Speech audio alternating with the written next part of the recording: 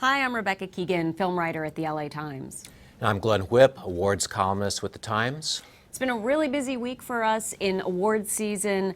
The Golden Globe nominations came out today. The Screen Actors Guild nominations came out yesterday. We have a full list of winners and losers. Glenn, let's start with your winners. All right, starting with Bryan Cranston for Trumbo.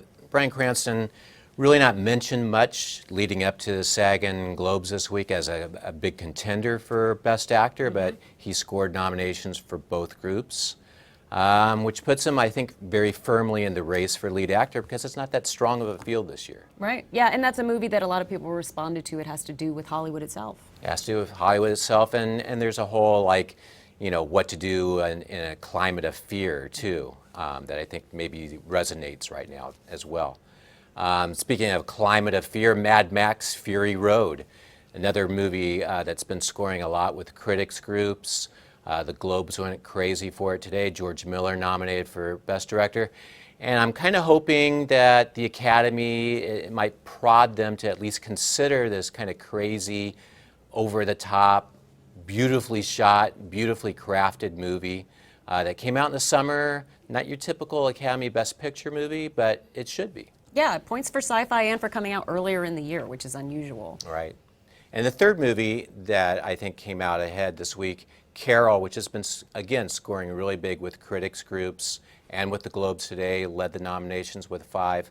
Todd Haynes, a director, filmmaker, never been nominated for an Oscar. Even his composer, Carter Burwell, never nominated for an Oscar. These are people who have been making movies so well for so many years, and I think finally with Carol, this gorgeous romance that the Weinstein Company is behind, I think it's going to, you know, score big finally with the Academy. I think you're probably right. Some great performances too by Cate Blanchett and Rooney Mara. It's a big day for actresses. Alicia Vikander is one person who people are talking about this week. She made a lot of movies this year. She was nominated for her performances both in The Danish Girl and in Ex Machina. Really different movies, but she's obviously got a lot of momentum going into the season. Right, it'll be interesting to see where the Academy puts her and Mara, lead or supporting. SAG has them in supporting, Globes has them in lead, so we'll see whose lead they follow. Right, performances that kind of straddle those two categories.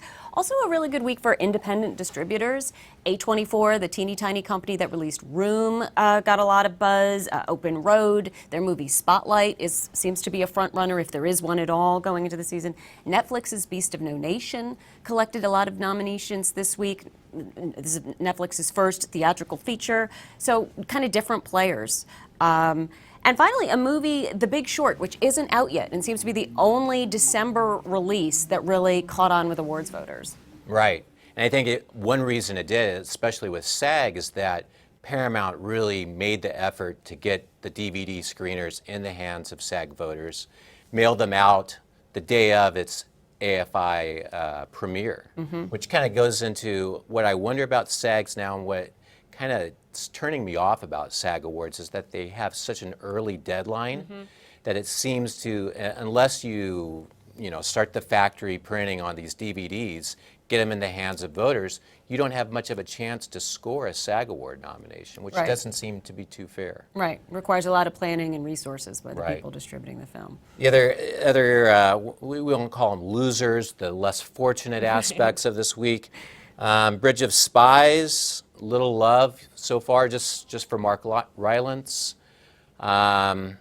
Great Academy screening. Academy members really responded to Steven Spielberg's Cold War drama, but it's not going over too well so far. I kind of think the Academy will come back around to it because, again, a very traditionally Best Picture kind of Academy movie. But we'll see. Maybe this is a different year. I don't know. It's also one of the few adult dramas that broke through at the box office this fall. It's done quite well in a crowded box office, which the Academy cares about. Another movie that's done quite well at the box office is The Martian, and yet SAG completely ignored it, and its star Matt Damon, which was very unexpected, and you kind of can't figure out why, because they did have the DVD for The Martian. And the HFPA for the Globes put it in comedy, which kind of is weird. Bizarre. I wonder if it diminishes the movie in the eyes of some people. It's like you have to put yourself in a comedy category to be taken seriously as a Best Picture candidate. Nothing says laugh out loud like I'm stuck on Mars by myself, really, though. What are your less fortunate candidates this week?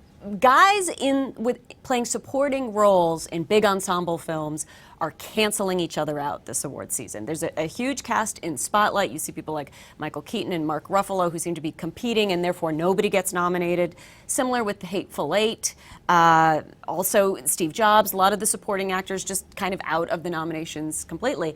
I think that means they should not have casts that are so full of guys and maybe give a few women some roles, and they would not be competing with each other. Mix it up. Mix it up. Yeah. Also, Warner Brothers has this movie, Creed, that has really caught fire. People are loving it. They don't seem to be pushing it as an awards movie, which I find curious. They got a nomination from the Golden Globes for Sylvester Stallone, but I think they could also easily get one for Michael B. Jordan or for the director Ryan Coogler, and I'm kind of surprised there's not more of an impetus behind that. Right. And it seems like Warner Brothers, from the outset, decided that Black Mass was their movie. And Right. that was the movie that they were going to push. And it hasn't, outside of a Johnny Depp SAG Award nomination, it hasn't connected with anyone, really. Yeah, they're back in the wrong horse. And finally, tiny little movie coming out in just a week and completely absent from the awards conversation, Star Wars The Force Awakens, which is not screening early enough for awards voters. They apparently don't think they need to be part of this discussion. But it will probably still get John Williams his 50th Oscar nomination. 50. 5-0. Unbelievable. Unbelievable. To find out if he does get his 50th Oscar nomination, please go to latimes.com for continued awards coverage about the Oscars, Golden Globes, SAG Awards, anything you want to know. Thanks for watching.